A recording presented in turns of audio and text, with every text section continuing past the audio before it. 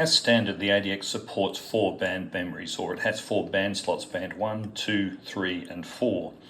And in the Arduino firmware, you load or you set the parameters so that you allocate which band you want to have in each of those 4 slots. And when you go into band configuration mode, you simply work your way through.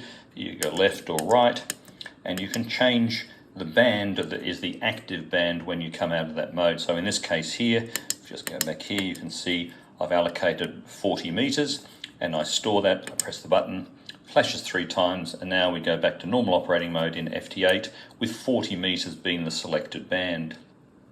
When you power up the ADX, the first light that flashes will be the band that has been configured active in the ADX before you commence operations. Now, many of us in the Cowtown project actually have more than 4 low-pass filters. We also may have an 80, 30 or 17, although the 40, 20, 15, 10 configuration here was the standard configuration that was supplied with the firmware.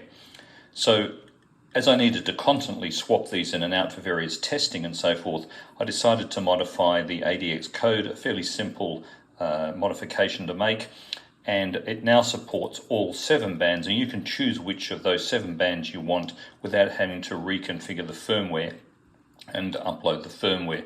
And I'll just show you how I've done that. So let's go into band configuration mode by pressing the left and right button down together.